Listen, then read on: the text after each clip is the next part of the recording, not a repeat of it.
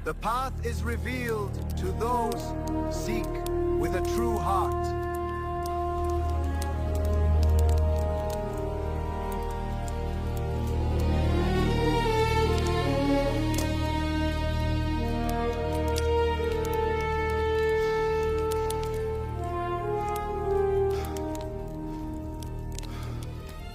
Ada masa ketika Mesir berdiri sebagai kerajaan terkuat di muka bumi. Sungai Nil mengalir tenang membelah gurun, menjadi nadi kehidupan bagi jutaan manusia. Airnya memberi minum, memberi panen, memberi kehidupan. Di tepian sungai itu berdirilah patung-patung dewa, kuil megah, dan istana Fir'aun yang memantulkan cahaya matahari sore. Bangsa Mesir percaya, dewa sungai mereka, Hapi, adalah sumber berkat yang kekal. Namun, apa yang mereka anggap berkat akan segera menjadi kutuk.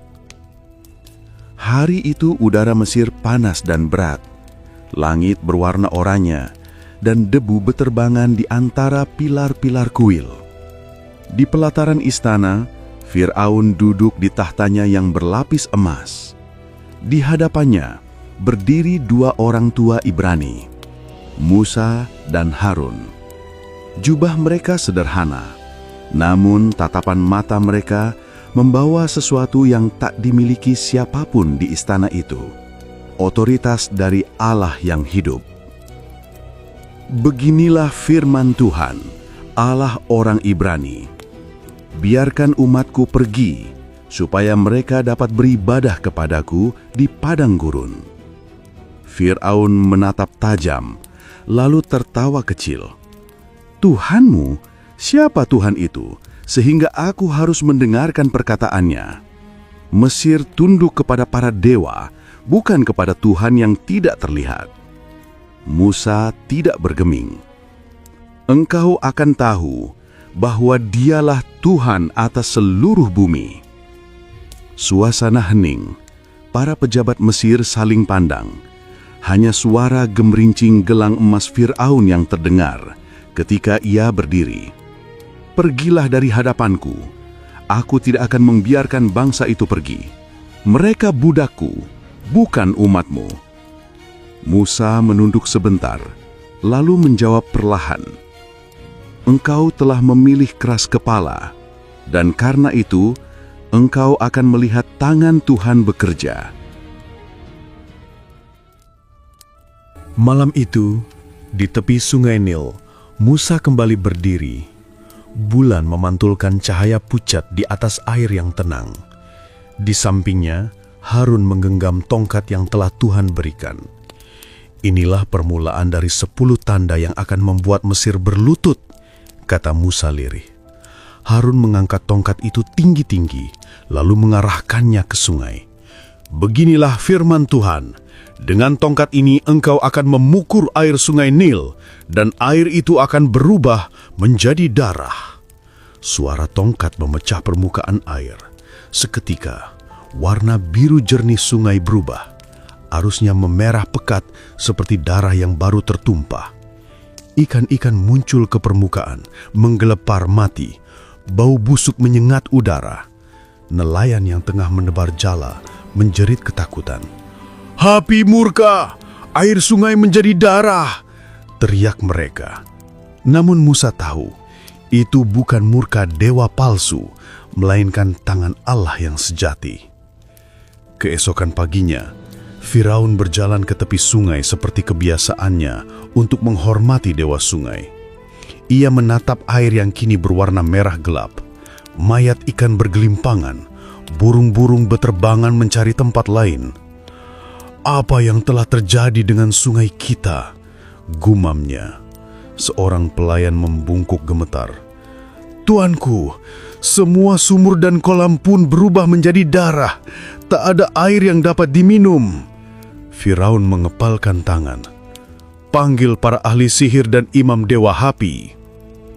Di ruang ritual istana, para penyihir Mesir datang dengan pakaian linen putih dan hiasan batu jiok di kepala. Mereka memegang kendi air dari waduk kecil yang tersisa. Dengan mantra dan upacara, mereka mencoba meniru tanda itu, dan dengan ilusi gaib, air itu tampak memerah pula. Firaun tersenyum puas. "Lihat Musa, dewa-dewaku mampu melakukan hal yang sama. Kuasamu tidak lebih besar dari mereka." Musa menjawab tenang, "Jika engkau ingin percaya pada kebohongan, silakan. Tapi air sungai ini akan tetap berbau darah sampai engkau tahu siapa yang berkuasa atas hidup dan mati." 7 hari berlalu, panas semakin menyengat, dan Mesir berubah menjadi neraka di bawah matahari. Kolam mengering dengan bau amis. Penduduk menggali pasir di tepi sungai, berharap menemukan air yang tersaring di bawah tanah. Namun setiap tetes yang mereka gali pun berubah menjadi merah begitu disentuh tangan mereka. Anak-anak menangis kehausan, ternak mati, ladang-ladang mengering. Hapi, dewa sungai yang mereka sembah, bungkam. Di kem Israel, suasananya berbeda. Di wilayah Goshen, air tetap jernih dan dapat diminum. Bangsa Israel memandang kejadian itu dengan mata terbelalak. Mereka tahu Tuhan mulai menepati janjinya untuk membebaskan mereka. Musa duduk di depan kemahnya, menatap langit malam. "Tuhan," katanya pelan, "ini baru awalnya." Tapi hati Firaun tetap keras. Dan suara lembut dalam jiwanya berkata, "Aku akan menambah tanda-tandaku, supaya Mesir tahu bahwa aku adalah Tuhan."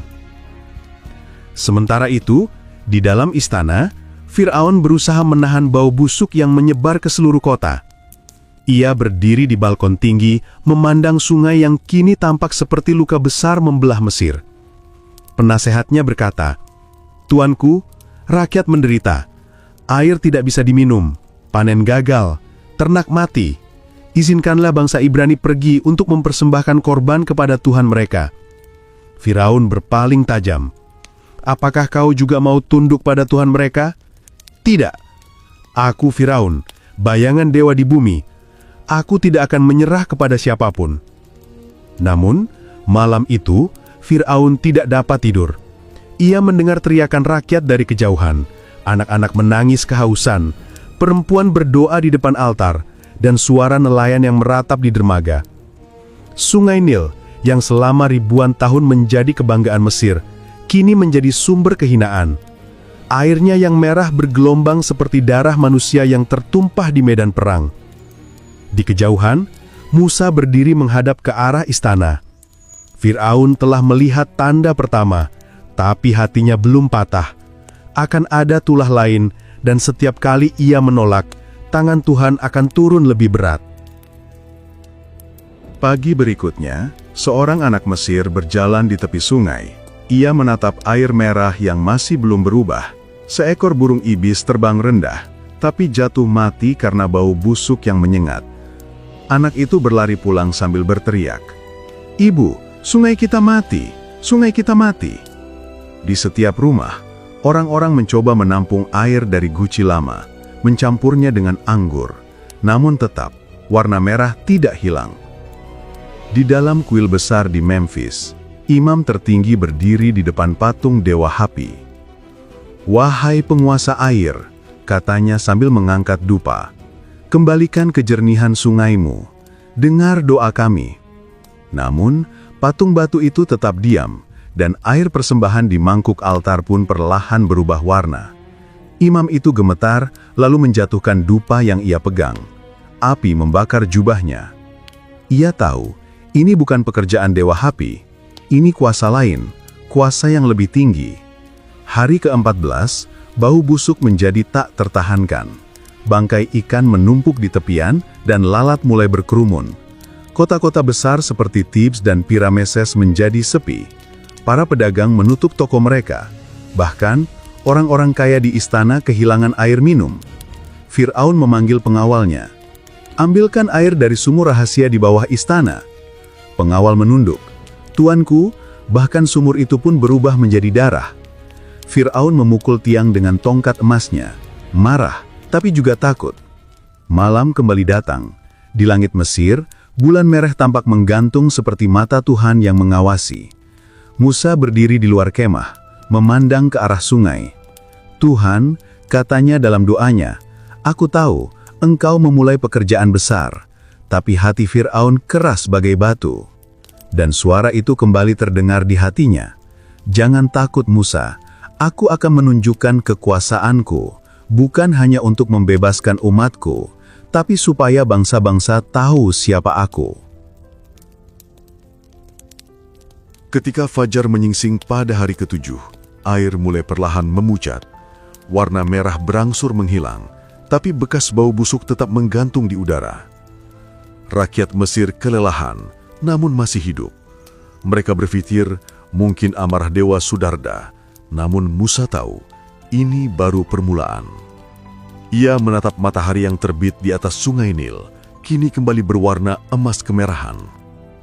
Fir'aun akan mengeraskan hatinya lagi, katanya lirih, dan Tuhan akan mendatangkan tanda berikutnya.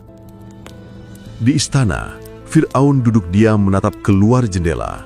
Sungai kembali tenang, namun dalam pikirannya, gema suara Musa masih terdengar. "Engkau akan tahu bahwa dialah Tuhan atas seluruh bumi." Ia memalingkan wajah, menatap ukiran dewa-dewi di dinding istana. Untuk sesaat, matanya tampak ragu. Namun ia menepis pikiran itu, menegakkan kepala dan berkata dingin, "Aku Fir'aun, aku tidak akan menyerah." Namun langit Mesir tahu, itu hanyalah permulaan dari 10 teror yang akan mengguncang kerajaan itu, hingga lutut Fir'aun sendiri akhirnya bertekuk di hadapan Tuhan Israel.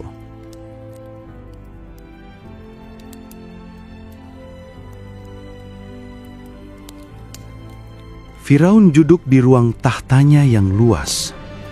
Angin gurun bertiup dari jendela tinggi, membawa bau sisa busuk dari sungai Nil yang baru saja pulih. Air memang telah kembali jernih, tetapi rakyat Mesir belum tenang. Pasar-pasar masih kosong, perahu nelayan belum kembali ke sungai, dan di setiap rumah orang-orang masih berbisik tentang Tuhan orang Ibrani yang mengubah air menjadi darah. Namun bagi Firaun, hari-hari berlalu seolah tak terjadi apa-apa. Ia mengenakan mahkota emasnya, duduk di bawah ukiran dewa Ra, dan berkata kepada para pejabatnya, "Sungai kita telah kembali seperti semula. Para dewa telah mengampuni Mesir. Musa hanyalah tukang sihir tua yang menakut-nakuti rakyat dengan ilusi." Di luar istana, Musa dan Harun berdiri di bawah panas matahari. Harun menatap tembok tinggi yang berkilau. "Apakah engkau yakin ia akan berubah pikiran?" tanya Harun. Musa menggeleng perlahan. Hati Firaun keras seperti batu di dasar sungai itu. Tapi Tuhan telah berkata, tanda berikutnya akan membuat seluruh Mesir gemetar. Suara Tuhan datang lagi kepada Musa. "Datanglah kepada Firaun dan katakan, beginilah firman Tuhan, biarkan umatku pergi supaya mereka beribadah kepadaku. Jika engkau menolak, maka seluruh negeri akan dipenuhi katak." Musa memandang ke langit yang membara, lalu berkata lirih, "Baiklah Tuhan, engkau telah berbicara, maka demikianlah akan terjadi." Malam itu, udara Mesir berubah lembab. Di tepi sungai, suara aneh terdengar. Pertama 1, lalu 2, kemudian 1000. Suara katak bersahutan dari rawa-rawa, dari kolam, dari air yang dulu jadi kebanggaan Mesir. Seekor, 2 ekor, lalu ribuan melompat ke tanah, memenuhi jalan, pasar, dan rumah. Pagi menjelang, dan matahari terbit di atas pemandangan yang tak pernah disaksikan Mesir sebelumnya. Jalan-jalan di Pi-Rameses tertutup oleh katak. Mereka melompat ke toko-toko, ke dapur-dapur, ke tungku pembakaran. Seorang ibu berteriak ketika katak keluar dari kendi airnya. Anak-anak menangis karena katak melompat ke tempat tidur mereka. Di istana, Firaun terbangun oleh jeritan pelayan. "Tuanku, katak di mana-mana." Firaun membuka mata dan benar. Lantai kamar penuh katak yang melompat di antara permadani emasnya. Ia berdiri, marah, namun tak sempat melangkah karena seekor katak besar melompat ke pundaknya. "Usir mereka! Usir semuanya!" teriaknya. Namun tak ada tempat yang aman. Katak muncul dari sumur-sumur, dari guci air, bahkan dari piring makanan. Mereka mengisi setiap ruangan, melompat ke tahta, ke altar kuil, dan bahkan ke dapur istana. Suara ribuan katak bercampur menjadi dengungan mengerikan, memenuhi udara Mesir siang dan malam. Para imam kuil datang berdoa di hadapan patung Dewi Heket, dewi berbentuk katak yang dipercaya memberi kehidupan. Mereka berseru kepadanya, "Wahai Heket, hentikan saudara-saudaramu yang menghancurkan negeri ini." Tapi doa mereka hanya dijawab dengan suara ribuan katak yang berkoak lebih keras. Di tengah kekacauan itu, Musa dan Harun dipanggil ke istana. Firaun berdiri di tengah ruangan yang penuh katak, wajahnya tegang, matanya merah karena kurang tidur.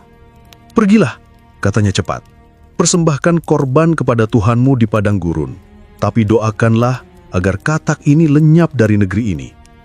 Musa menatapnya. "Aku akan berdoa kepada Tuhan, dan katak-katak ini akan hilang, supaya engkau tahu bahwa tidak ada Allah seperti Tuhan kita. Tetapi jangan lagi engkau mempermainkan janjimu." Firaun mengangguk cepat.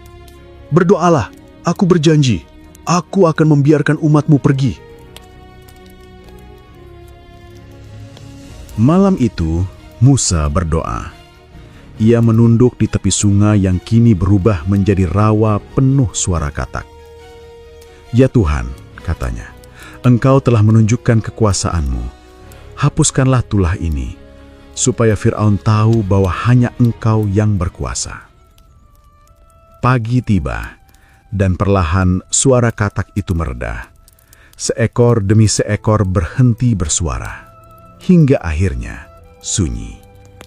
Tapi di setiap rumah, di setiap jalan, di setiap istana, tubuh-tubuh katak yang mati menumpuk.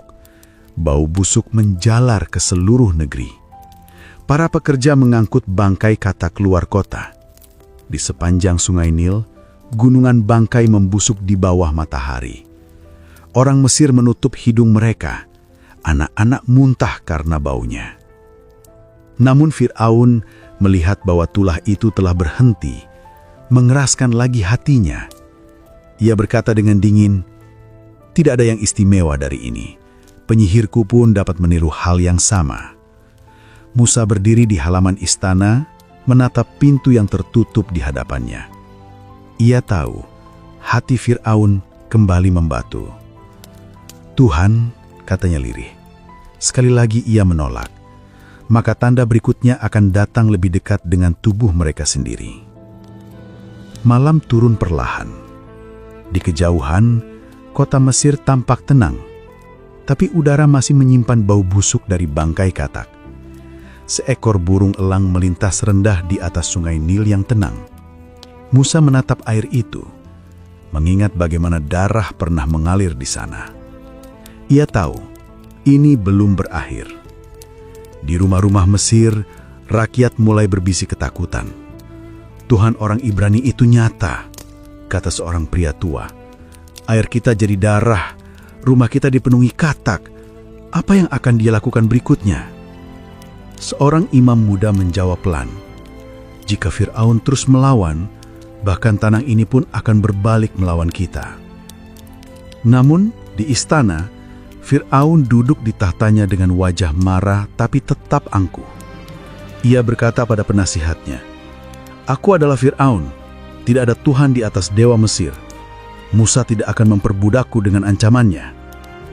Dan di luar jendela istana, di balik kegelapan malam, debu gurun mulai bergerak pelan, pertanda bahwa tulah berikutnya sedang bersiap untuk turun.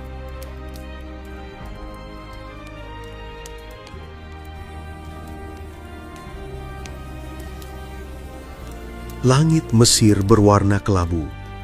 debu gurun berterbangan tertiup angin timur, menutupi cahaya matahari yang biasanya membakar tanah. Setelah air berubah menjadi darah dan katak melanda seluruh negeri, kini Mesir bernafas dalam kecemasan yang dalam.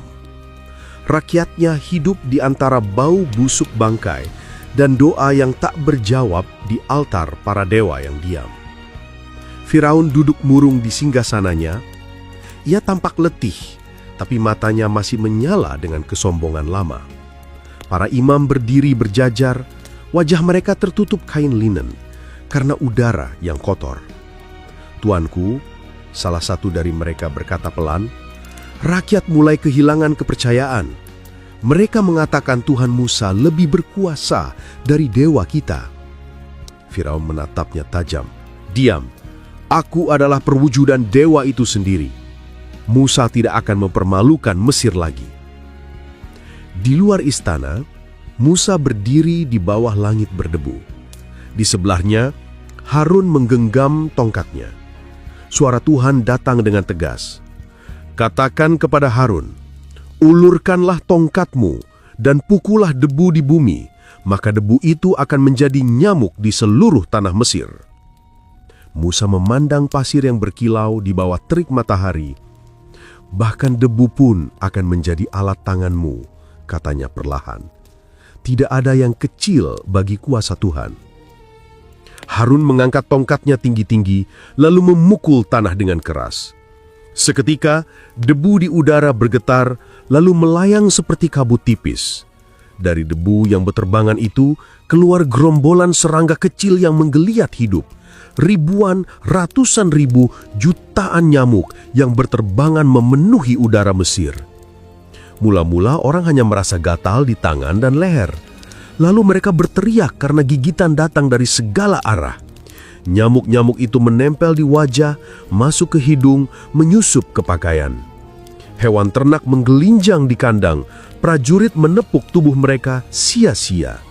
Debu yang dahulu menjadi kebanggaan tanah Mesir, kini berbalik menjadi siksaan yang tak berujung. Di istana, Firaun menampar wajahnya sendiri, berusaha menepis nyamuk yang berkerumun di sekeliling. "Panggil para penyihirku," teriaknya. 2 orang penyihir datang tergesa, tubuh mereka juga penuh gigitan. "Tuan," kata mereka dengan nafas tersengal, "kami akan mencoba meniru tanda ini." Mereka mengangkat tongkat, membaca mantra, menaburkan debu ke udara, namun tidak terjadi apa-apa. Nyamuk semakin banyak, memenuhi ruangan dan menempel di wajah mereka. Salah satu penyihir menunduk, gemetar. "Tuanku, ini bukan sihir manusia, ini adalah jari Tuhan." Firaun menatap mereka dengan mata membara. "Diam, tidak ada Tuhan lain selain Dewa Mesir, pergi dari hadapanku." Ia memukul tongkat ke lantai, tapi nyamuk-nyamuk itu bahkan menempel di mahkota emasnya. Hari-hari berlalu dalam penderitaan. Nyamuk menutupi setiap rumah, setiap kuil, setiap ladang. Tidak ada tempat yang aman. Anak-anak menangis dalam tidur, ternak tak bisa makan, dan orang-orang Mesir menggali lubang di tanah untuk bersembunyi. Namun di tanah Goshen, tempat orang Israel tinggal, udara tetap bersih, tidak seekor pun nyamuk hinggap di sana. Musa memandang dari kejauhan. Ia melihat Mesir tertutup kabut serangga, lalu menatap ke arah istana yang masih berdiri megah di tengah bencana itu. Hati Firaun tetap keras, katanya kepada Harun. Harun menjawab, ia tidak lagi takut pada penderitaan rakyatnya, ia hanya takut kehilangan kekuasaan. Musa mengangguk pelan. Dan Tuhan akan menunjukkan bahwa kekuasaan tanpa belas kasihan akan dihancurkan oleh debu yang ia injak. Di pasar-pasar Mesir, orang-orang berdesakan mencari jalan keluar. "Air kita jadi darah, katak memenuhi rumah, dan kini debu menjadi nyamuk," kata seorang ibu sambil mengusir serangga dari anaknya. "Apalagi yang akan datang?" Seorang lelaki tua menjawab lirih, "Mungkin Tuhan orang Ibrani akan menghancurkan kita satu demi satu sampai Firaun tunduk." Sementara itu, di kuil besar Heliopolis, para imam mengadakan upacara pemurnian. Mereka mencuci tangan, membakar dupa, dan berdoa kepada Dewa Bumi Geb. "Wahai Geb, pelindung tanah Mesir, kembalikan tanahmu seperti semula. Kami tidak sanggup menanggung malu ini." Tapi tak ada jawaban. Debu di altar mereka pun berubah menjadi nyamuk, menyerbu wajah para imam sendiri. Mereka berteriak ketakutan dan berlari keluar dari kuil. Firaun mendengar kabar itu dan murkanya memuncak. "Aku tidak mau mendengar nama Tuhan Musa lagi," katanya. Tapi malam itu ia tidak bisa tidur. Ribuan nyamuk menembus tirai kamarnya, berputar di telinganya, menggigit tanpa henti. Ia menampar, mengibas, tapi tidak bisa mengusir mereka. Ia duduk di ranjangnya yang berlapis sutra, matanya merah, tubuhnya penuh luka kecil. Untuk pertama kali, ia merasa kecil di hadapan sesuatu yang tidak bisa dilawannya, debu. Pagi hari, Musa berdiri di luar tembok istana. Ia menatap ke arah jendela besar di atas. "Firaun telah menantang Tuhan," katanya perlahan. "Tapi setiap tulah bukan hanya penghukuman, ini juga peringatan." Harun bertanya, "Peringatan untuk siapa?" Musa menjawab, "Untuk seluruh dunia, bahwa debu pun dapat menjadi alat di tangannya." Hari itu, angin gurun kembali bertiup kencang. Nyamuk berterbangan ke segala arah, lalu perlahan menghilang. Rakyat Mesir keluar dari rumah mereka, tubuh mereka penuh bekas luka dan bintik merah. Mereka bersyukur ketika udara kembali tenang. Tapi tak ada yang bersorak. Semua tahu ini belum selesai. Firaun berdiri di balkon istananya, memandang tanah yang kini seolah tenang. Di bawahnya, Musa dan Harun menatap ke atas. "Engkau telah melihat kuasa Tuhan," kata Musa lantang. "Biarkan umatnya pergi, supaya Mesir tidak hancur seluruhnya." Firaun menjawab dingin dari atas, "Pergilah orang tua, katak dan nyamukmu tidak akan menaklukkan Mesir. Aku tidak takut pada Tuhanmu." Lalu ia berbalik masuk ke dalam istana, meninggalkan Musa berdiri di bawah matahari. Malam turun lagi di atas Mesir, hening tapi menegangkan. Di kejauhan terdengar lolongan anjing, tanda keresahan yang belum berakhir. Musa duduk di kemahnya, memandangi api kecil. Harun di sampingnya bertanya, "Berapa lama lagi Tuhan akan sabar terhadapnya?" Musa menjawab, "Tuhan sabar bukan karena ia lemah, tapi karena ia memberi kesempatan. Namun jika Firaun terus menolak, tanah ini akan menanggung akibat yang lebih berat." Ia menatap pasir yang berkilau di bawah cahaya api unggun. Debu telah menjadi nyamuk. Esok hewan-hewan mereka akan mati. Dan ketika itu terjadi, seluruh Mesir akan tahu bahwa Tuhan tidak hanya menguasai air dan tanah, tetapi juga kehidupan di dalamnya. Di langit, bintang-bintang tampak redup di balik kabut tipis. Hening malam Mesir menutup babak ketiga dari 10 tulah. Tulah kecil, tapi cukup untuk menunjukkan bahwa bahkan partikel terkecil di bumi pun tunduk kepada suara Tuhan.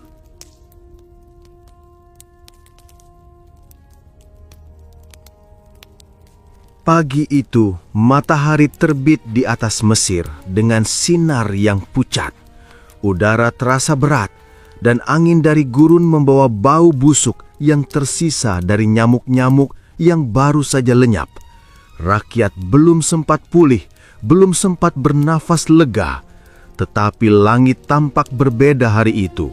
Abu keperakan, seolah menahan sesuatu yang akan jatuh ke bumi. Di dalam istana, Fir'aun berjalan mondar-mandir di aula yang kosong. Wajahnya masih penuh bekas gigitan. Para pelayannya berdiri di jauh, takut menatap langsung. 3 kali Musa mengganggu negeriku, gumamnya. 3 kali rakyatku berseru, tapi ia masih menantangku, seolah aku bukan raja.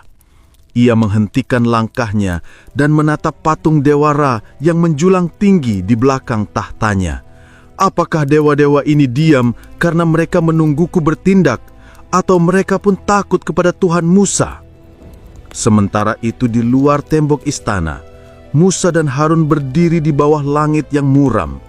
Suara Tuhan datang lagi kepada Musa, kuat dan jernih di tengah kesunyian. Datanglah kepada Fir'aun dan katakanlah, beginilah firman Tuhan, biarkan umatku pergi, supaya mereka beribadah kepadaku. Jika engkau menolak, aku akan mendatangkan kawanan lalat pikat ke atasmu, ke atas pegawaimu, dan ke atas rakyatmu. Rumah-rumah Mesir akan penuh lalat, bahkan tanah tempat mereka berpijak akan dipenuhi olehnya. Musa menunduk, menyimak setiap kata. Lalat, ya Tuhan, debu telah menjadi nyamuk, kini udara akan menjadi musuh mereka. Suara itu menegaskan, tetapi aku akan membedakan tanah Gosen, tempat umatku tinggal, supaya di sana tidak ada seekor pun lalat, maka engkau akan tahu bahwa aku, Tuhan, hadir di tengah bumi. Musa menatap ke arah utara, ke arah wilayah Gosen yang jauh di sana, tanah tempat saudara-saudaranya tinggal. Ia tahu pesan itu bukan hanya ancaman, tapi juga tanda kasih bahwa Tuhan mampu memisahkan antara umat yang dilindungi dan bangsa yang menentang. Siang hari, angin berhenti. Tak ada burung yang terbang, tak ada daun yang bergerak. Lalu terdengar dengungan halus dari kejauhan. Mula-mula satu, lalu banyak, lalu ribuan. Suara itu berubah menjadi gemuruh yang berat, seperti badai kecil yang datang dari arah barat. Langit menggelap, matahari tertutup oleh kawanan lalat yang bergerak seperti awan hidup. Lalat-lalat itu turun menimpa Mesir. Mereka masuk ke setiap rumah, ke setiap ruang, ke setiap lubang pintu. Di pasar, pedagang menutup wajah mereka. Daging yang dijual di meja hitam dipenuhi lalat, dan pembeli berlarian meninggalkan tempat. Di ladang, hewan ternak berlarian panik, menggoyang kepala mereka, mencoba mengusir kawanan yang menggigit telinga dan mata mereka. Di kota Memphis, imam-imam berlari dari kuil, menutup hidung karena udara dipenuhi bau busuk. Di istana, Firaun memukul-mukul udara dengan kain, tapi lalat tetap datang tanpa henti. Ribuan hinggap di wajahnya, di rambutnya, di meja makannya yang berlapis emas. Ia menjerit marah, "Musa, panggil Musa segera!" Musa dan Harun masuk ke istana dengan wajah tenang. Lalat beterbangan di sekitar mereka, tapi tidak menempel di tubuh mereka. Firaun berdiri di tengah haula, pakaiannya kusut, matanya penuh kebencian dan ketakutan. "Pergilah," katanya akhirnya. "Persembahkan korban kepada Tuhanmu di negeri ini, jangan pergi jauh." Musa menjawab dengan tegas, "Tidak mungkin kami mempersembahkan korban kepada Tuhan di tanah Mesir, karena korban kami adalah kekejian bagi bangsamu. Kami akan pergi 3 hari perjalanan ke padang gurun seperti yang Tuhan perintahkan." Firaun menatapnya tajam, lalu menghela napas panjang. "Baiklah, aku akan membiarkan kalian pergi. Tetapi berdoalah kepada Tuhanmu agar lalat-lalat ini lenyap dariku dan rakyatku." Musa menatapnya lama, lalu berkata, "Aku akan berdoa, dan besok Tuhan akan mengangkat lalat-lalat ini. Tetapi jangan lagi engkau menipu dengan janji yang tidak kau tepati." Firaun mengangguk, tapi matanya tetap menyimpan keangkuhan. Malam itu, Musa berdoa.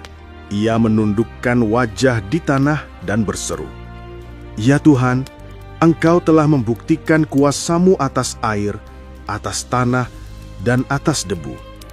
Kini buktikan pula kasih-Mu bagi umat-Mu. Hapuskanlah tulah ini, supaya Mesir tahu bahwa Engkau ada di tengah-tengah dunia." Pagi hari tiba, dan angin timur bertiup lembut. Suara dengungan itu perlahan mereda. Seekor demi seekor lalat jatuh ke tanah, mati. Rumah-rumah kembali tenang, udara kembali jernih. Di Goshen, Tanah tetap bersih seperti semula. Tidak satu pun lalat menyeberang ke sana. Rakyat Israel memandang ke langit, bersyukur dalam diam. Mereka tahu Tuhan telah memisahkan mereka dari hukuman Mesir. Namun di istana, Firaun kembali mengeraskan hatinya. Ketika udara mulai bersih, ia berkata pada para pejabatnya, "Musa telah membohongi kita. Ini hanya fenomena alam. Lihat, lalat-lalat telah pergi tanpa perlu dewa mereka." Seorang penasihat memberanikan diri menjawab, "Tuanku, Musa berdoa malam tadi dan pagi ini lalat-lalat hilang. Bukankah itu cukup jelas?" Firaun menatapnya dingin. "Aku tidak tunduk pada ilusi. Tidak akan ada seorang pun dari bangsa itu pergi dari Mesir. Aku Firaun, aku dewa di bumi." Hari berganti hari, bau busuk dari sisa bangkai lalat memenuhi udara. Di desa-desa, rakyat mulai kehilangan harapan. "Dewa-dewa kita tidak menjawab," kata seorang wanita sambil menatap langit. Setiap kali Musa berbicara, sesuatu terjadi. Apakah Tuhan mereka benar-benar lebih besar? Seorang pria tua mengangguk pelan. "Mungkin, tapi selama Firaun masih hidup, tak seorang pun boleh berkata demikian." Malam turun di Mesir dengan keheningan yang tegang. Musa duduk di luar kemahnya di Gosen. Ia melihat anak-anak Israel tidur dengan damai di bawah cahaya bintang. Tak ada lalat, tak ada bau busuk. Ia tahu Tuhan sedang memisahkan umatnya seperti gembala memisahkan domba dari kawanan liar. Harun berkata pelan, "Tuhan membedakan antara yang miliknya dan yang bukan." Musa menjawab, "Itulah inti dari semua ini. Mesir akan tahu bahwa Tuhan tidak hanya menghukum, tetapi juga melindungi." Di kejauhan lampu-lampu istana Firaun masih menyala. Raja itu duduk di balkon, menatap ke arah barat tempat matahari tenggelam di padang pasir. Angin malam membawa sisa bau bangkai dan debu hangus. Ia berpikir tentang air yang pernah menjadi darah, tentang katak, nyamuk, lalat. Tapi yang lebih menyakitkan dari semua itu adalah kata-kata Musa yang terus bergema di kepalanya, "Biarkan umatku pergi." Namun hatinya yang keras menolak tunduk. Ia menatap patung dewa yang berdiri di sampingnya dan berbisik, "Aku tidak akan kalah oleh Tuhan orang Ibrani." Tapi langit Mesir tahu, kata-kata itu hanyalah tantangan kosong. Sebab esok, bukan hanya udara dan tanah yang tersentuh oleh murka Tuhan, melainkan kehidupan itu sendiri melalui makhluk yang mereka anggap harta terbesar, yaitu ternak dan hewan mereka.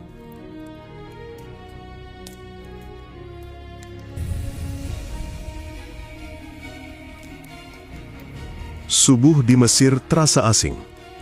Tidak ada kicau burung, tidak ada derap kaki lembu di ladang, tidak ada suara ternak yang biasanya membangunkan para petani di tepi sungai Nil.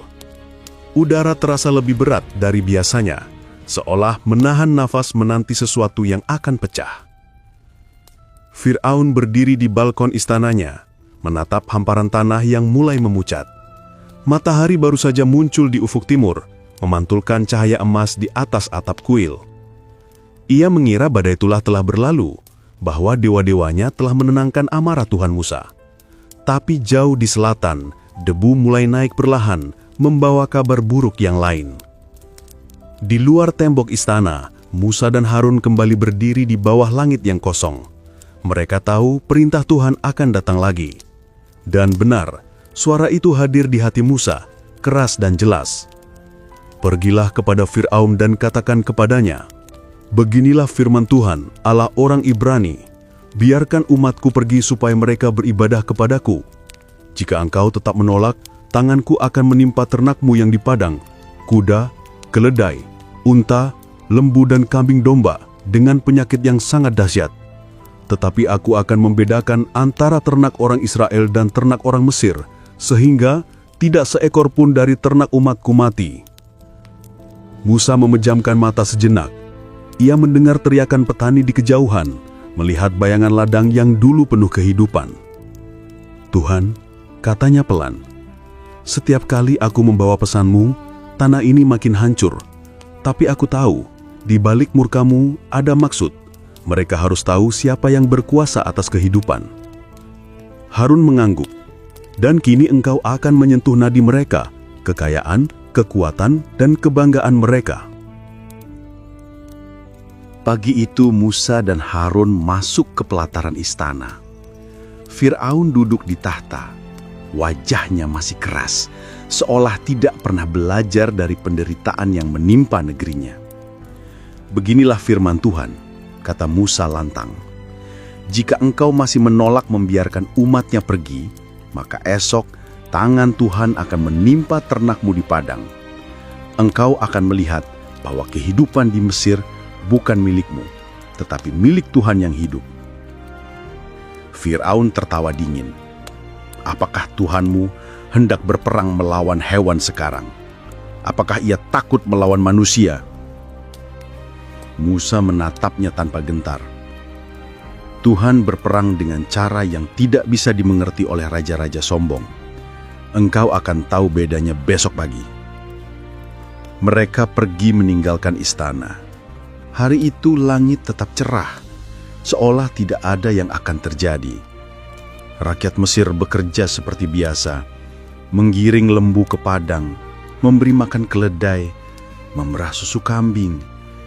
Tapi malam tiba dengan keheningan yang tidak biasa. Hewan-hewan gelisah, menendang kandang, mengembik tanpa sebab. Seekor lembu jatuh tiba-tiba, tubuhnya panas dan menggigil. Diikuti yang lain satu demi satu, hingga seluruh ladang dipenuhi suara ratapan ternak. Ketika fajar menyingsing, Mesir menjadi ladang kematian. Lembu, kuda, unta, kambing, domba, semuanya tergeletak di tanah. Udara dipenuhi bau bangkai yang menyesakkan. Di sepanjang jalan utama menuju Memphis, para petani menangis memandang ternak yang mati. Harta mereka lenyap dalam semalam. Seekor unta besar terbaring di pasar, mulutnya berbusa, matanya terbuka menatap langit. Seorang pria berlari ke istana. Nafasnya terengah. "Tuanku, Fir'aun, ternak kita mati. Di setiap desa, di setiap kota, semuanya mati. Tapi ternak orang Ibrani tetap hidup." Fir'aun menatapnya tajam. "Kau yakin?" "Ya tuanku, di Gosen tidak satu pun lembu mereka mati. Aku melihat dengan mata kepala sendiri."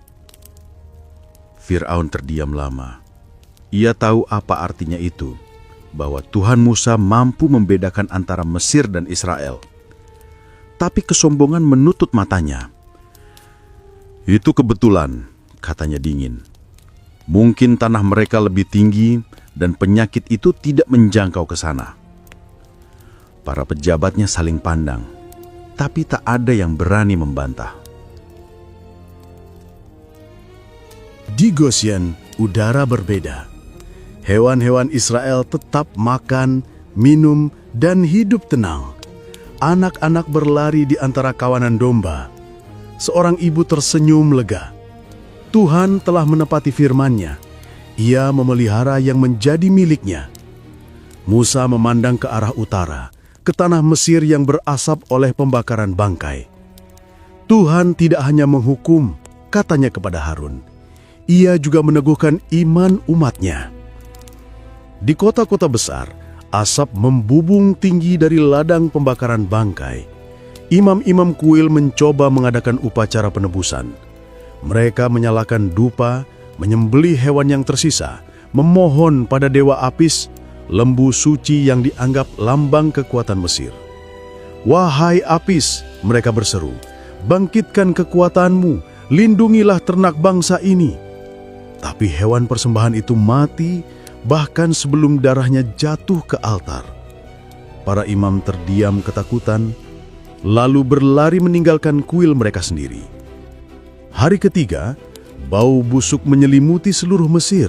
Sungai Nil yang dulu menjadi kebanggaan berubah menjadi cermin penderitaan. Airnya mencerminkan langit suram dan tanah penuh bangkai. Di setiap desa, rakyat duduk di tepi jalan memandangi harta mereka yang mati. Tidak ada perdagangan, tidak ada upacara, hanya kesunyian dan tangisan.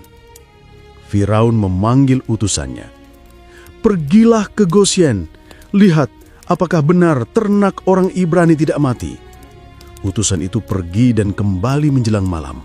Tuanku, semua benar, tidak seekor pun ternak mereka mati. Firaun menggenggam sandarannya. Cukup, teriaknya. Aku tidak ingin mendengar nama Tuhan mereka lagi. Musa mendengar kabar itu di kemahnya. Ia menatap api unggun yang menyala lembut. Hatinya bahkan lebih keras dari batu yang diinjak lembunya. Harun duduk di sampingnya. Berapa lama lagi Tuhan akan menahan murkanya? Musa menjawab, Tuhan sabar. Tapi setiap penolakan membuat Mesir makin dekat pada kehancuran. Kali ini, tangannya menyentuh kehidupan di ladang. Berikutnya, ia akan menyentuh tubuh manusia itu sendiri. Malam turun pelan di atas tanah Mesir yang berduka. Bulan tampak pucat di langit, seolah menatap kerajaan yang kehilangan denyutnya. Di istana, Fir'aun duduk diam di kursinya, mendengarkan keheningan yang menakutkan. Ia memejamkan mata, tapi setiap kali ia mencoba tidur, suara-suara datang. Teriakan rakyat, tangisan petani, dan di antara semua itu, suara Musa bergema. Engkau akan tahu bahwa Tuhanlah yang berkuasa atas kehidupan. Pagi berikutnya, asap dari bangkai ternak masih mengepul. Anak-anak Mesir menutup hidung mereka dengan kain. Para perempuan menjerit karena tidak ada lagi susu untuk anak-anak mereka. Tetapi Fir'aun tetap diam. Di dalam jiwanya, sebuah suara kecil berkata bahwa ia sedang melawan sesuatu yang jauh lebih besar dari dirinya. Namun ia menepisnya, seperti seorang prajurit yang menolak mundur meski tahu medan perang sudah hilang harapan. Musa berdiri di padang, memandangi burung-burung bangkai yang berputar di langit. Ia tahu Tuhan belum selesai. Ini baru setengah jalan menuju pembebasan. Ia menatap jauh ke arah istana di utara dan berbisik, Fir'aun, engkau tidak tahu bahwa Tuhan bukan hanya menghancurkan, ia juga menguji. Dan ketika engkau menolak belas kasih, tubuhmu sendiri akan menjadi tanah bagi tulah berikutnya.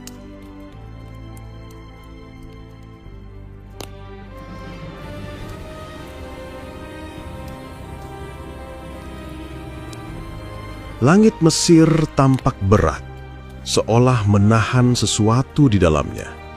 Angin gurun berhenti bertiup. Udara yang biasanya panas kini terasa menekan, seperti beban tak terlihat. Bangsa Mesir baru saja kehilangan seluruh ternaknya. Ladang mereka kosong, pasar sunyi, dan istana berbau busuk oleh asap pembakaran bangkai. Namun, Fir'aun tetap duduk di tahtanya dengan mata keras. Ia menolak mengakui bahwa Tuhan Musa lebih besar dari dewa Mesir. Pagi itu, Musa dan Harun berdiri di luar istana. Di hadapan mereka, tumpukan abu sisa pembakaran bangkai ternak masih mengepul. Tuhan berfirman kepada Musa, "Ambillah abu dari dapur peleburan, dan biarlah Musa menaburkannya ke udara di hadapan Fir'aun. Maka abu itu akan menjadi debu halus yang melayang di atas seluruh tanah Mesir dan menimbulkan borok yang membusuk pada manusia dan binatang." Musa menunduk, mengambil segenggam abu hangus berwarna hitam. Harun berdiri di sampingnya, menatap abu itu dengan rasa gentar. Ini bukan sekedar tanda, ini akan menyentuh tubuh mereka sendiri. Musa menjawab, mereka telah melihat air berubah menjadi darah, tanah menjadi nyamuk, udara dipenuhi lalat. Hewan mati tanpa sebab, tetapi hati mereka tetap keras.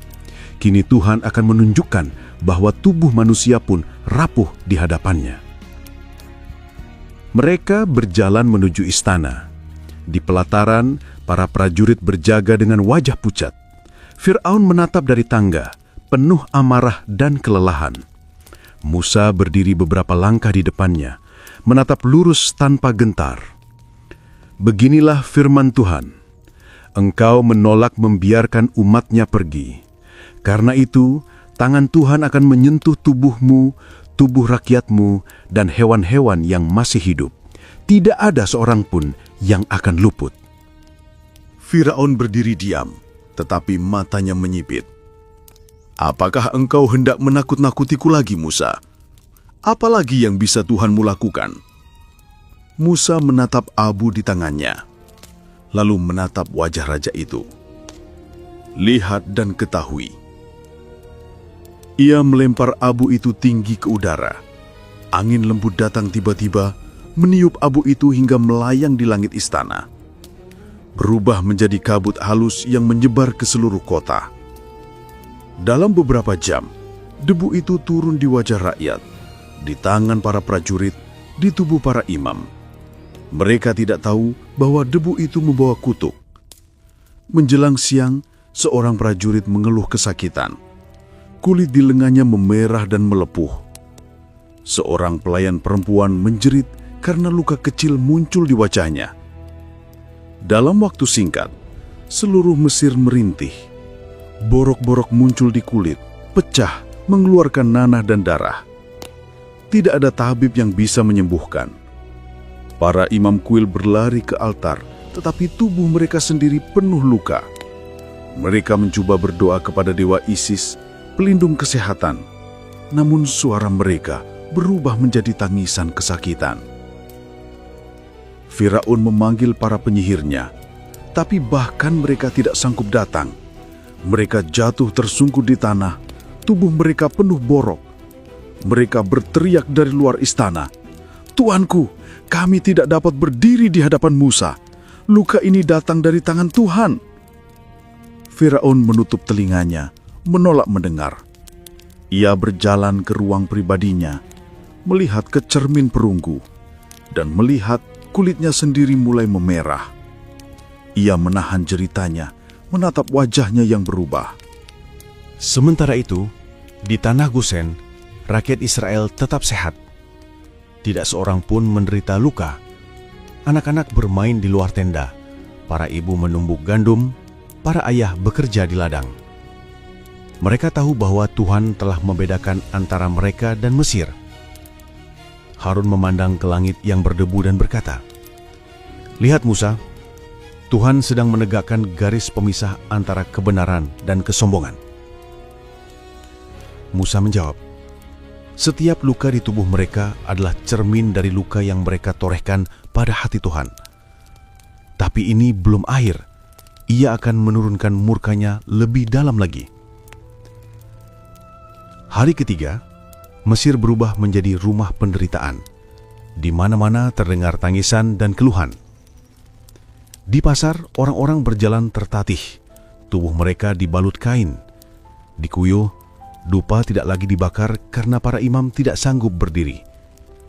Di ladang, para budak berhenti bekerja karena nyeri di sekujur badan. Bau busuk darah dan nanah menyatu dengan udara panas, menyesakkan setiap nafas. Seorang ibu berlutut di depan rumahnya, memeluk anaknya yang demam tinggi.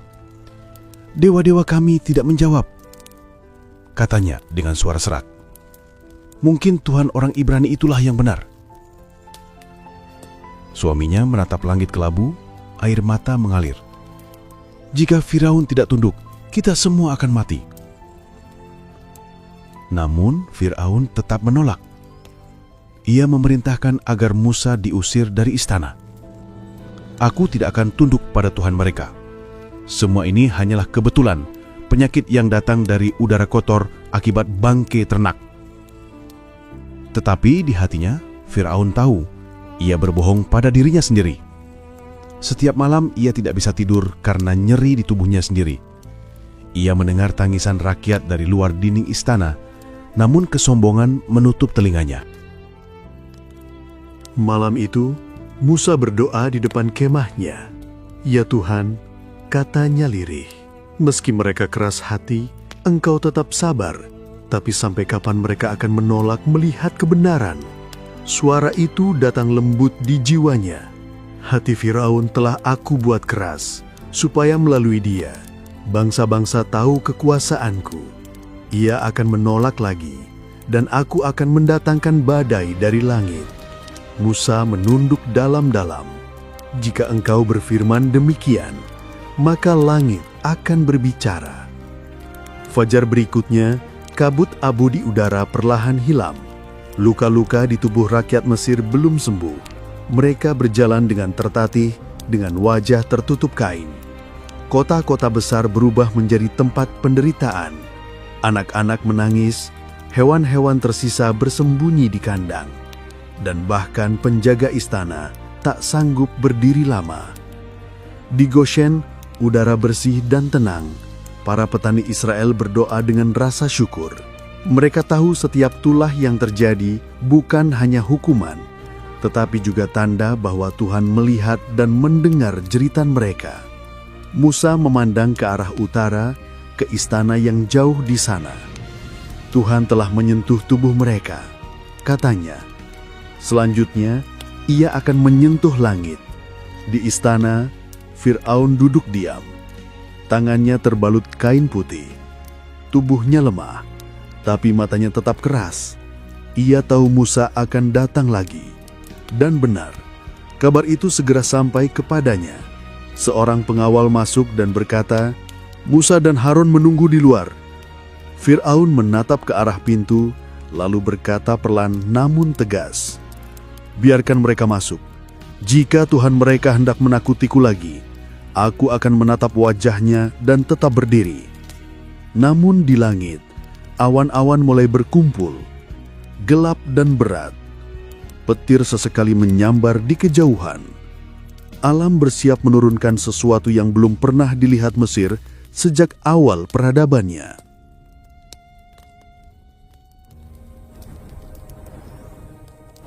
Langit Mesir berubah warna. Awan hitam menumpuk di ufuk barat, tebal dan bergulung seperti lautan gelap yang mendidih. Udara terasa ganjil, panas dan dingin sekaligus. Burung-burung terbang rendah, berputar tanpa arah, lalu menghilang ke balik gurun. Tidak ada yang tahu bahwa hari itu, langit sendiri akan menjadi senjata Tuhan. Di istana, Fir'aun duduk di singgasananya, masih lemah karena borok di tubuhnya belum sembuh. Tapi kesombongan di matanya tetap menyala. Musa dan Harun berdiri di hadapannya dengan wajah tegas dan suara yang tenang. "Beginilah firman Tuhan, Allah orang Ibrani," kata Musa lantang. "Biarkan umatnya pergi supaya mereka beribadah kepadanya.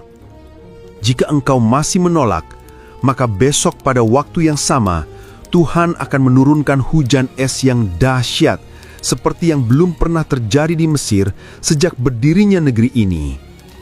Fir'aun menatap langit-langit istananya, seolah menahan tertawa. "Hujan es," katanya dingin. "Di Mesir, tanah ini tidak mengenal musim dingin, Musa. Kau pikir aku akan percaya pada ancaman yang bahkan langit pun tak mampu menurunkan?" Musa tidak menjawab. Ia menatap lurus ke arah Fir'aun. Tuhan berkata, "Sekarang aku akan menunjukkan bahwa tidak ada yang seperti aku di seluruh bumi. Jika aku mau, aku dapat memusnahkan engkau dan rakyatmu dengan penyakit. Tetapi aku biarkan engkau tetap hidup, supaya melalui engkau namaku dimuliakan di antara bangsa-bangsa." Suara Musa bergetar, bukan oleh takut, tetapi oleh kesadaran akan kuasa yang sedang ia wakili. "Engkau mengeraskan hatimu melawan Tuhan, maka besok langit akan melawan engkau." Ia berbalik dan pergi meninggalkan istana. Fir'aun hanya mengangkat tangannya, memberi isyarat agar pintu ditutup. "Biarkan dia berbicara," katanya pada para penasihatnya. "Langit ini milikku seperti tanah ini. Tidak ada badai yang berani menyentuh Mesir tanpa perintahku. Namun di luar, awan semakin pekat. Sore menjelang dan udara berubah menjadi dingin.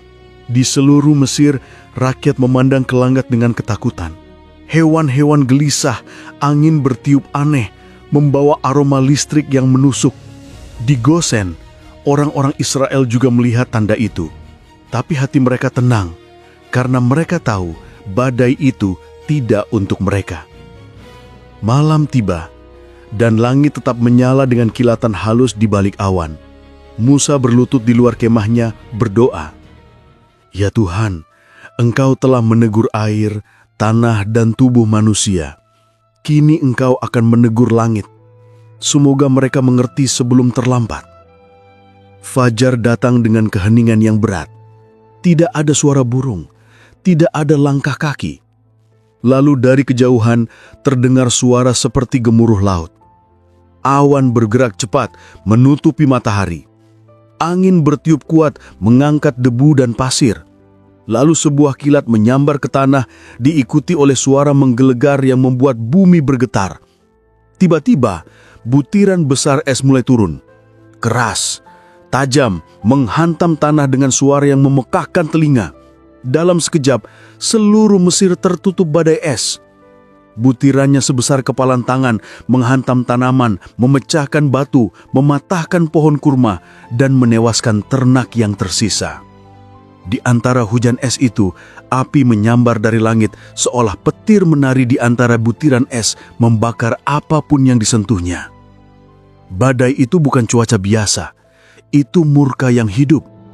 Langit memuntahkan kilat dan es bersamaan, dua unsur yang mustahil bersatu. Rakyat Mesir berlari, berteriak mencari perlindungan. Atap rumah runtuh menimpa keluarga yang bersembunyi di dalam. Anak-anak berteriak memanggil dewa mereka, tapi tidak ada jawaban. Ladang-ladang yang hijau berubah menjadi padang rusak dalam sekejap. Di istana, para penjaga berlari ketakutan. Hujan es menembus jendela, api membakar tirai. Fir'aun berdiri di ambang pintu. Wajahnya pucat. Ia memandang ke langit dan berteriak, "Cukup, cukup sudah. Musa, panggil Tuhanmu dan hentikan ini." Utusan segera dikirim mencari Musa. Mereka menemukannya di Goshen, sedang berdiri di depan kemah, memandang badai dari kejauhan. Es tidak jatuh di wilayah mereka. Langit di atas Goshen tetap terang. Hanya cahaya kilat dari kejauhan yang menyentuh horizon. "Musa!" teriak utusan itu. Suaranya nyaris tenggelam dalam gemuruh.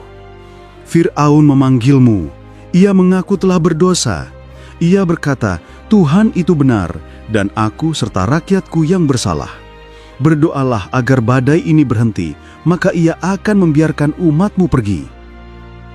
Musa memandang badai itu dengan mata yang dalam.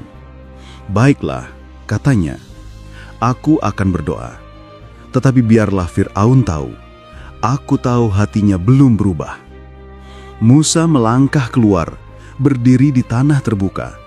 Hujan es dan api masih jatuh di kejauhan, tapi angin di sekitarnya berhenti. Ia mengangkat tangannya ke langit dan berseru, "Tuhan, Engkaulah penguasa langit dan bumi.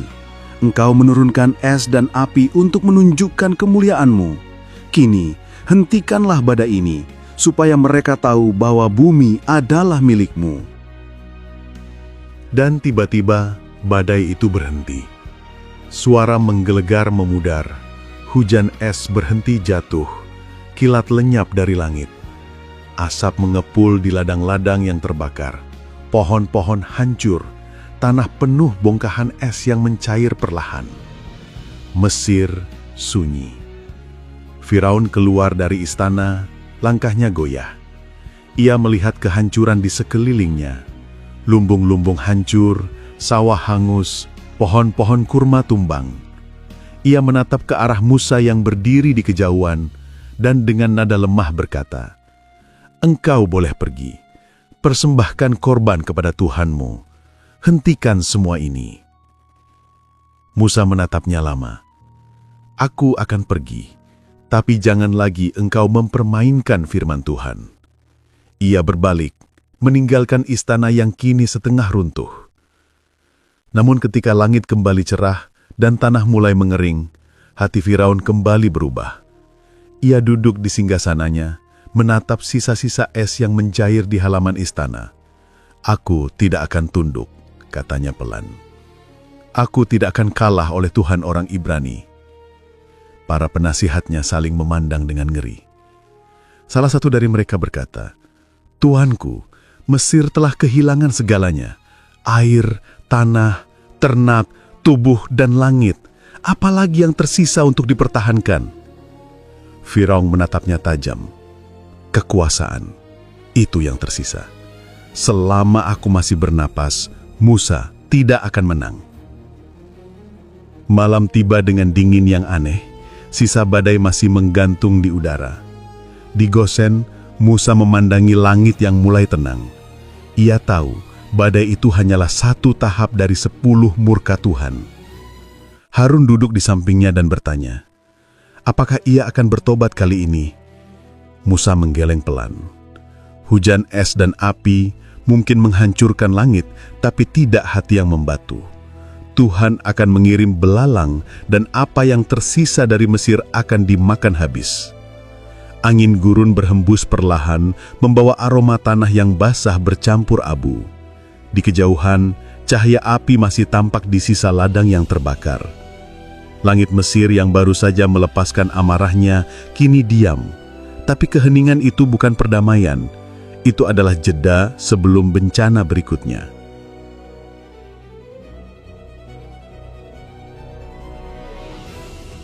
Mesir belum pulih dari badai. Langit masih kelabu, tanah masih hitam oleh abu pembakaran dan bongkahan es yang belum sepenuhnya mencair. Pohon-pohon kurma yang dulu menjulang gagah kini berdiri patah. Gandum rebah di tanah, dan sisa tanaman yang masih hidup tampak layu, berwarna coklat kehitaman. Negeri yang dulu dikenal subur di sepanjang sungai Nil, kini tampak seperti padang tandus yang kehilangan napas. Namun bahkan di tengah kehancuran itu, Fir'aun tetap tak berubah. Ia duduk di singgasananya, menatap keluar jendela istana yang pecah. Di kejauhan, asap masih mengepul. Seorang pelayannya mendekat dengan langkah ragu. "Tuanku, rakyat lapar. Ladang-ladang hancur dan sisa biji-bijian pun nyaris tak ada." Fir'aun menatapnya dengan mata kosong. "Mereka harus bertahan. Dewa-dewa Mesir akan memulihkan negeri ini." Namun kata-kata itu terdengar hampa bahkan bagi dirinya sendiri. Pagi itu Musa dan Harun kembali datang ke istana. Pakaian mereka sederhana, wajah mereka tenang. Langkah mereka tak tergesa, tapi di mata semua orang, mereka tampak membawa sesuatu yang jauh lebih kuat daripada prajurit bersenjata. Musa berbicara dengan suara berat. "Beginilah firman Tuhan, Allah orang Ibrani.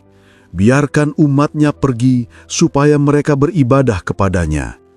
Jika engkau menolak, maka besok aku akan mendatangkan belalang ke dalam daerahmu.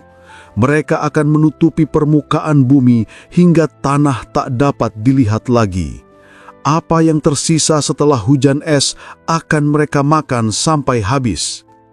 Fir'aun menatap mereka tanpa bicara. Para pejabatnya yang berdiri di sisi kanan dan kiri mulai berbisik gelisah. Salah satu dari mereka maju ke depan dan berkata dengan suara tertekan, "Tuanku, sampai kapan orang ini menjadi jerat bagi kita? Biarkan mereka pergi, supaya mereka mempersembahkan korban kepada Tuhan mereka. Tidakkah tuanku mengerti bahwa Mesir telah hancur?" Fir'aun menatap tajam pejabat itu, lalu beralih pada Musa. "Baik, pergilah. Tapi siapa yang akan pergi?"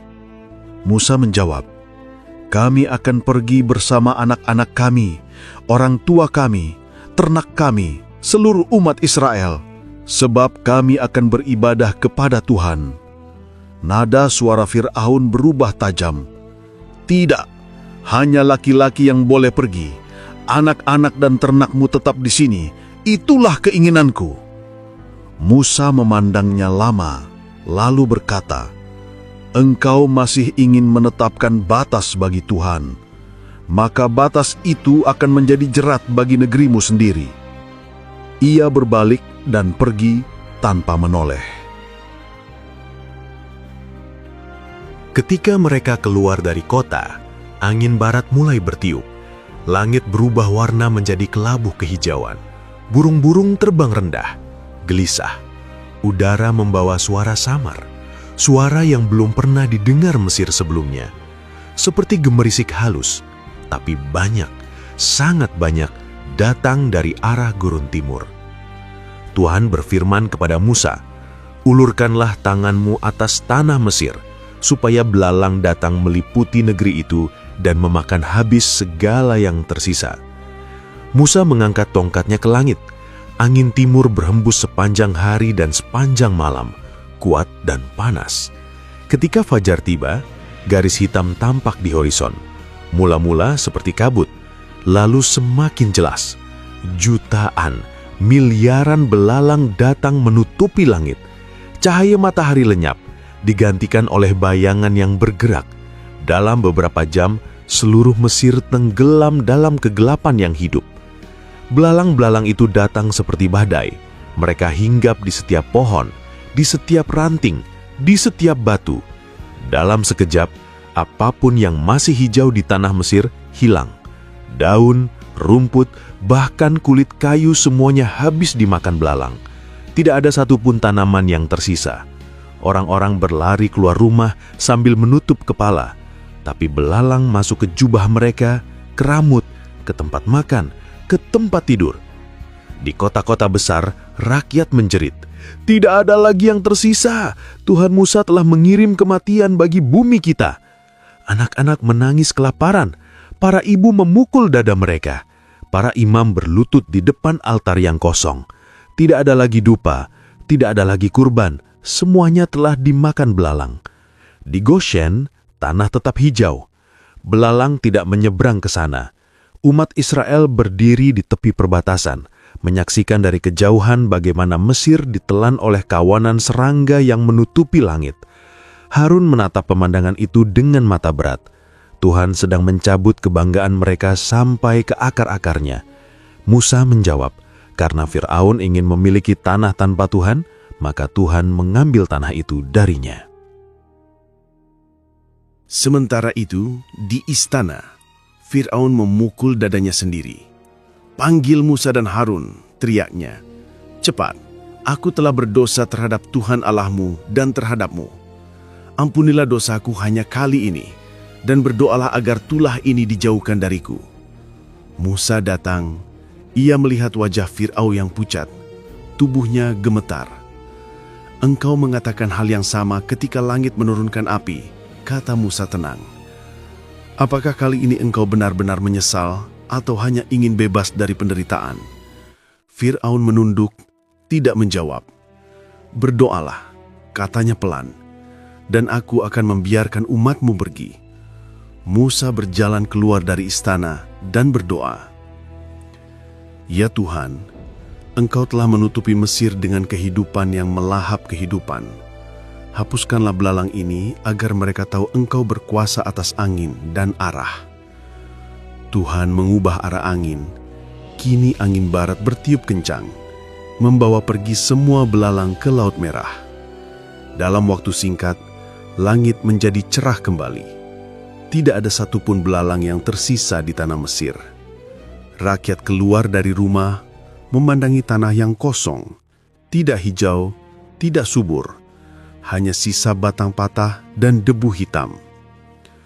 Namun, begitu badai itu berlalu, hati Fir'aun kembali berubah. Ia duduk di tahta, memandangi tanah gersang di luar jendela, lalu berkata dingin, "Tidak ada lagi yang tersisa untuk mereka ambil. Mengapa aku harus membiarkan mereka pergi sekarang?" Para pejabatnya terdiam. Mereka tahu kata-kata itu berarti bencana berikutnya. Di luar, langit mulai redup lagi. Bukan karena badai, bukan karena debu, tapi karena sesuatu yang lebih pekat dari awan. Malam itu, Musa duduk di tepi kemahnya. Harun di sampingnya berkata, "Ia sudah kehilangan segalanya. Apalagi yang bisa Tuhan tunjukkan?" Musa menatap langit yang mulai gelap. Cahaya itu yang akan diambil berikutnya. Mereka akan tahu bagaimana rasanya hidup tanpa terang, tanpa arah, tanpa Tuhan. Di kejauhan, istana Fir'aun tampak siluetnya di bawah langit jingga. Lilin-lilin menyala di jendela, tapi seakan tidak mampu melawan kegelapan yang mulai turun perlahan. Udara menjadi dingin, dan hembusan angin dari gurun membawa aroma misterius, pertanda bahwa malam yang akan datang bukan malam biasa.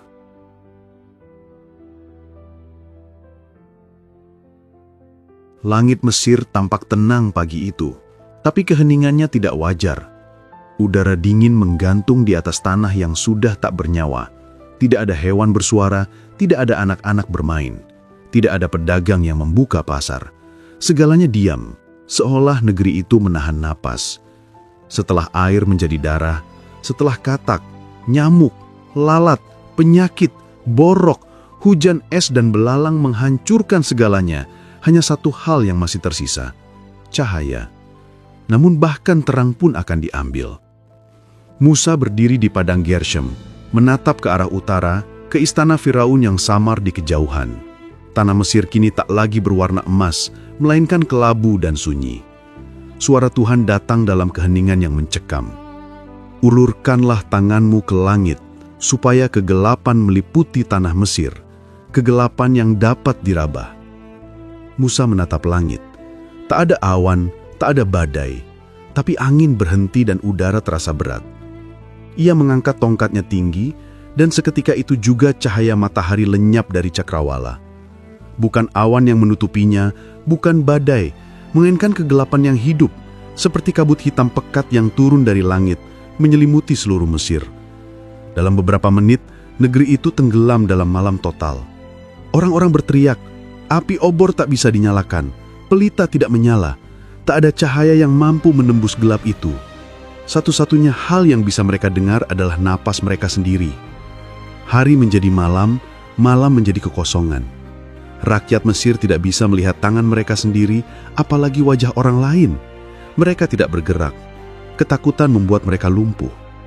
3 hari lamanya kegelapan itu menggantung di atas seluruh negeri. Tidak ada pekerjaan, tidak ada doa, tidak ada kehidupan. Para imam di kuil tidak bisa menyalakan dupa, prajurit tidak bisa melihat jalan, anak-anak menangis tanpa tahu arah pelukan orang tuanya. Mesir menjadi kuburan yang hidup. Namun di tanah Goshen, tempat umat Israel tinggal, terang tetap bersinar. Api di rumah mereka tetap menyala, anak-anak tetap bernyanyi, dan doa mereka naik kepada Tuhan. Di perbatasan antara Mesir dan Goshen, batas antara cahaya dan kegelapan begitu jelas, seolah tangan Tuhan sendiri menggambarnya di tanah. Harun berdiri di samping Musa dan berbisik, kegelapan yang bisa diraba. Ini bukan sekedar malam, ini penyingkapan. Musa mengangguk pelan. Mesir menyembah matahari sebagai dewa, tapi Tuhan telah mematikan dewa mereka tanpa pertarungan. Di istana, Firaun duduk dalam gelap. Obor tidak menyala di sekitarnya. Ia hanya bisa mendengar napas para pengawal yang gemetar di dekatnya. Waktu kehilangan makna.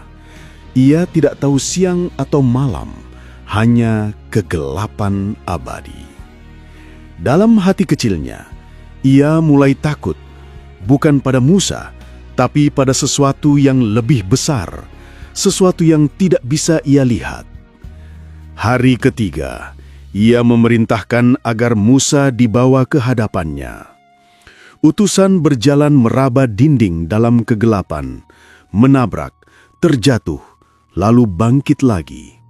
Setelah perjuangan panjang, mereka akhirnya tiba di perkemahan Musa di Goshen, tempat cahaya masih menyala. Firaun datang dengan wajah pucat.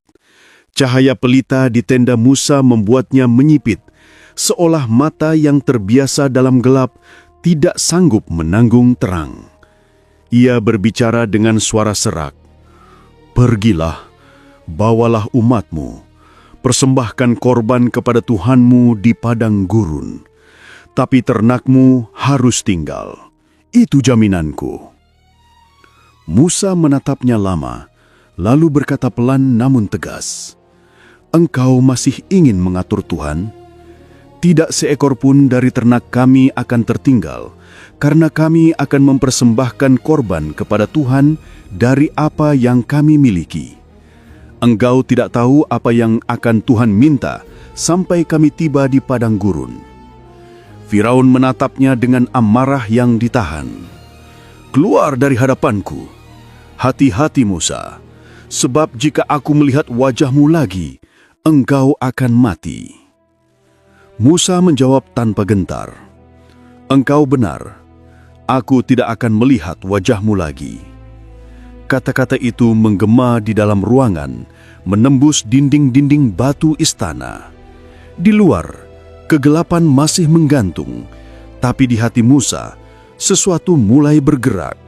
Ia tahu tulah terakhir akan datang, dan tidak ada yang bisa menahannya.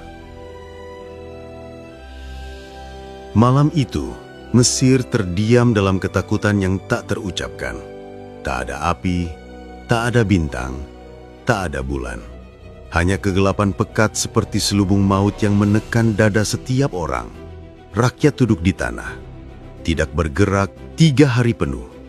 Mereka tidak makan, tidak tidur, tidak berbicara. Bahkan hewan-hewan berhenti bersuara. Di kuil Heliopolis, para imam berlutut di hadapan patung Dewa Ra, matahari yang mereka sembah. Mereka meraba wajah patung itu dalam gelap, dan salah satu di antara mereka menangis. "Dewa kami telah pergi, cahaya telah meninggalkan Mesir." Sementara itu, di Goshen, Musa berdoa. Api unggun kecil menyala di depan kemahnya, memantulkan bayangan lembut di wajahnya. "Ya Tuhan," katanya perlahan, "kegelapan ini adalah bayangan dari maut, tapi Engkau telah menjaga umat-Mu di tengahnya. Engkau memberi terang di antara gelap. Engkau memisahkan kehidupan dari kematian." Harun menatapnya dan bertanya lirih, "Apakah ini akhir?" Musa menggeleng, "Belum. Gelap ini hanyalah tanda. Setelah ini, maut akan datang dan Mesir akan menangis seperti belum pernah menangis sebelumnya." Angin malam berhembus pelan di antara tenda-tenda Israel, membawa bau tanah basah dan abu dari negeri yang menderita. Di kejauhan, Mesir tenggelam dalam kegelapan sempurna. Bukan sekadar hilangnya cahaya, tapi hilangnya pengharapan. Tuhan telah menutup matahari dan tidak ada dewa yang bisa menyalakannya kembali. Keesokan harinya, langit tetap hitam. Tidak ada fajar, tidak ada senja. Firaun duduk di singgasananya yang dingin. Kulitnya lembab oleh keringat dingin, tapi matanya masih keras. Ia tidak tahu bahwa setiap napasnya kini menghitung mundur menuju tulah terakhir yang akan menghancurkan bukan hanya negerinya, tetapi hatinya sendiri. Di Goshen, Musa menatap langit kelam. "Kegelapan ini telah menandai akhir kesabaran Tuhan," katanya. "Setelah ini, cahaya tidak akan kembali sebelum darah tertumpah di rumah-rumah mereka." Ia menutup matanya. Dalam keheningan yang panjang itu, terdengar detak langkah waktu yang perlahan, seolah seluruh bumi menunggu keputusan terakhir dari surga.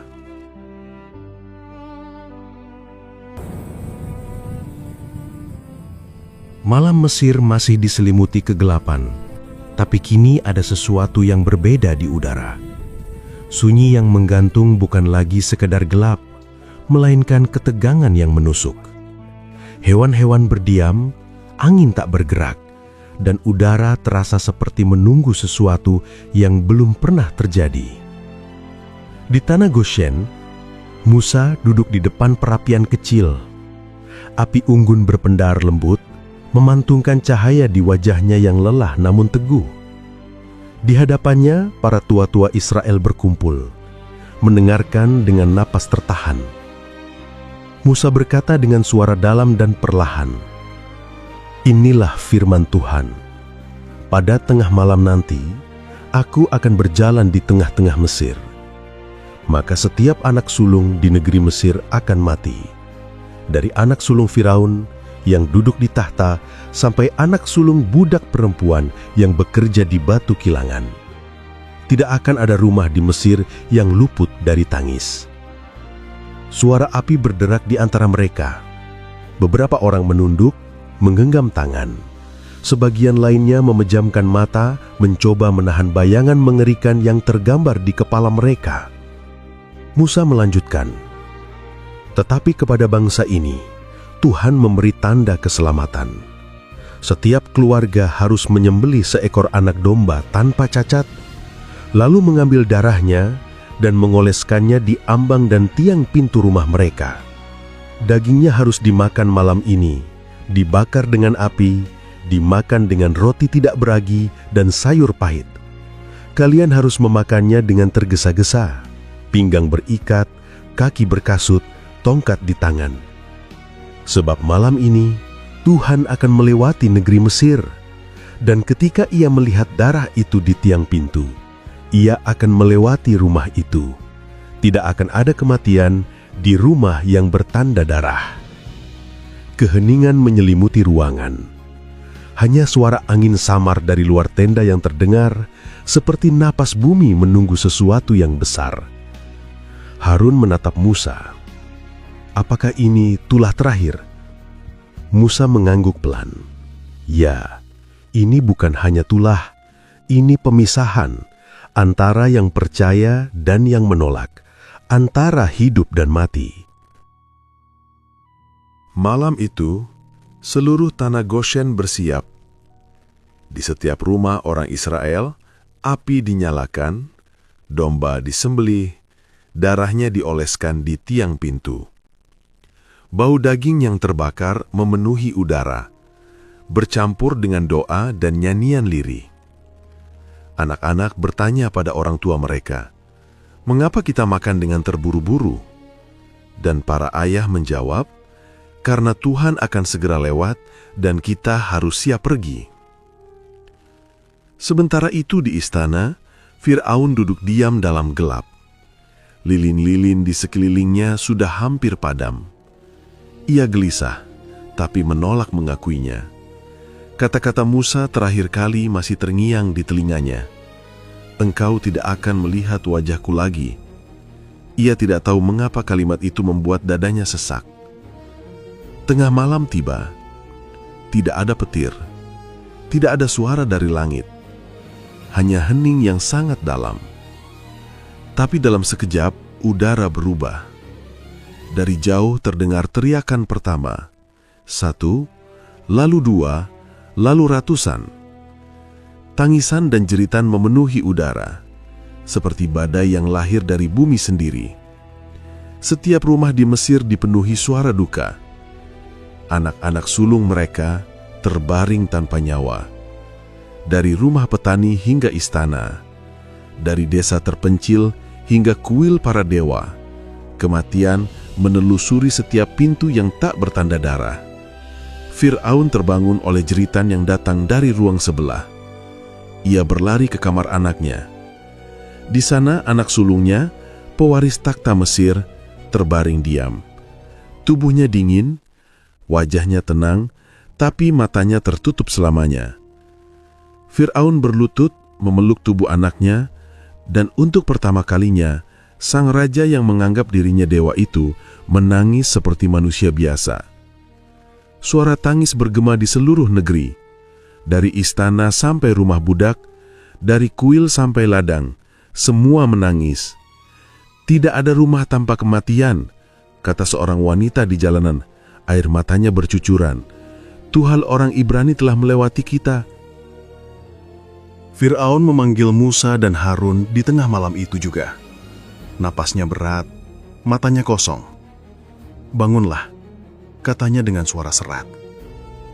"Keluarlah dari antara bangsaku, engkau dan orang Israel semuanya. Pergilah, beribadahlah kepada Tuhanmu seperti yang engkau katakan. Bawalah ternakmu, anak-anakmu, segalanya. Hanya pergilah, dan berkatilah aku juga." Musa menatapnya lama. Tidak ada kemenangan di wajahnya, hanya duka yang dalam. "Kami akan pergi, Firaun. Tapi ingatlah hari ini, karena pada hari ini Tuhan memisahkan Mesir dari Israel." Firaun tidak menjawab. Ia hanya menunduk, memeluk tubuh anaknya, dan membiarkan air mata menetes di tanah. Malam itu juga umat Israel bersiap. Mereka membawa roti tidak beragi, ternak, perhiasan, dan barang-barang mereka. Para perempuan Mesir memberikan perak dan emas kepada mereka, seolah ingin menyingkirkan beban dari hati mereka sendiri. Dalam keheningan yang kelam, ribuan orang mulai bergerak meninggalkan Mesir. Anak-anak, orang tua, ternak, semuanya berjalan menuju timur, mengikuti Musa. Langit di atas mereka masih gelap, tapi di kejauhan muncul cahaya aneh. Tiang api yang berdiri tegak di padang pasir menyinari jalan di depan mereka. Harun menatapnya dan berbisik, "Itu tandanya." Musa menjawab, "Tuhan sendiri berjalan di depan kita." Sementara itu, di Mesir, suara tangis belum berhenti. Ibu-ibu memeluk tubuh anak mereka yang dingin. Para imam duduk di depan kuil yang kosong. Dewa-dewa mereka tetap diam. Patung-patung emas tidak bisa berbicara. Kegelapan perlahan terangkat, tapi yang tersisa hanyalah kesunyian dan duka. Firaun duduk di singgasananya yang kosong. Wajahnya tampak tua, jauh lebih tua dari usianya. Ia menatap jendela istananya yang pecah, melihat sinar pertama matahari pagi menyentuh tanah Mesir yang berdebu. Ia tahu sesuatu telah berakhir. Namun ketika waktu berlalu, hatinya kembali berubah. Di tengah duka itu, muncul bisikan dalam dirinya, bisikan dari kesombongan lama. "Aku telah membiarkan mereka pergi," katanya pada dirinya sendiri. "Aku, Raja Mesir, membiarkan budak-budak itu meninggalkan negeriku." Ia berdiri dan amarahnya kembali menyala. "Tidak, mereka tidak boleh pergi." Ia memerintahkan tentaranya, "Kumpulkan kereta perang, kejar mereka, bawa mereka kembali atau binasakan mereka di padang gurun." Prajurit-prajurit Mesir bersiap, meski wajah mereka masih pucat karena kehilangan anak-anak mereka. Suara roda kereta dan derap kuda bergema di seluruh kota. Namun, di kejauhan, di jalan menuju Laut Teberau, umat Israel berjalan di bawah sinar tiang api yang memimpin mereka. Mereka tidak tahu bahwa di belakang, Firaun dan pasukannya sedang mendekat. Tapi Tuhan tahu, dan Ia telah menyiapkan akhir bagi raja yang menentangnya. Musa menatap ke arah langit yang mulai memerah. "Perjalanan ini belum berakhir," katanya perlahan. "Mesir telah hancur, tapi laut belum berbicara. Ketika air itu terbelah, dunia akan tahu siapa Tuhan yang hidup." Di kejauhan, angin laut mulai bertiup. Ombak bergetar di bawah cahaya fajar, menandai awal dari mukjizat terakhir yang akan menutup kisah Tulah, bukan dengan murka, tetapi dengan pembebasan